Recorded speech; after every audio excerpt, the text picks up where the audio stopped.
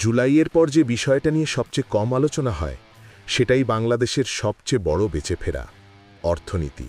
জুলাই না এলে আজ আমরা কথা বলতাম না ইকোনমিক রিকভারি নিয়ে, কথা বলতাম দুর্ভিক্ষ নিয়ে। হ্যাঁ, জুলাই শুধু রাজনৈতিক মুক্তি নয়, এটা ছিল অর্থনৈতিক মৃত্যু ফাঁদ থেকে মুক্তি। 2023 সালের গরমটা মনে আছে? বাংলাদেশ তখন অন্ধকারে ডুবে, লোডশেডিং, জেনারেটর, বিদ্যুৎহীন হাসপাতাল, বন্ধ কারখানা। কেন? কারণ ডলার সংকটে কুইক রেন্টালের ফুয়েল কেনা যাচ্ছিল না। আর সেই ডলার সংকট 15 বছরের দুর্নীতি, পাচার আর ভুয়া রিজার্ভের ফল। মাসে মাসে বিদ্যুতের দাম বাড়ত, অথচ আলো আসত না। ব্যবসায়ীরা কাঁচা মাল আনতে পারত না, কারণ ব্যাংকে ডলারই ছিল না।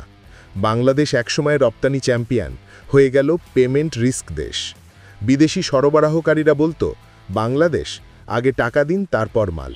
রিজার্ভ নামছে, আমদানি কমছে, উৎপাদন বন্ধ হচ্ছে, আর বাজারে চাল ডাল মিলছে না। মানুষ ট্রাকের নিচে পড়ে চাল কুড়াচ্ছে।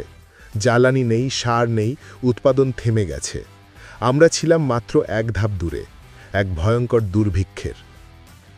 ঠিক তখনই আসে জুলাই বিপ্লব। ইন্টারিম সরকার দায়িত্ব নিয়ে প্রথম কাজটাই করেছিল বকেয়া $4 বিলিয়ন জ্বালানি বিল পরিশোধ। এটা ছিল শুধু পরিশোধ নয়, এটা ছিল চক্র থেকে মুক্তি।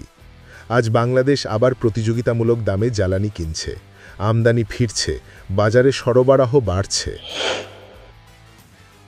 অর্থনীতি এখনও হাসপাতাল থেকে ছাড়া পায়নি, কিন্তু আইসিইউ থেকে কেবিনে এসেছে। এই বেঁচে ফেরা জুলাই বিপ্লবের সবচেয়ে বড় সাফল্য।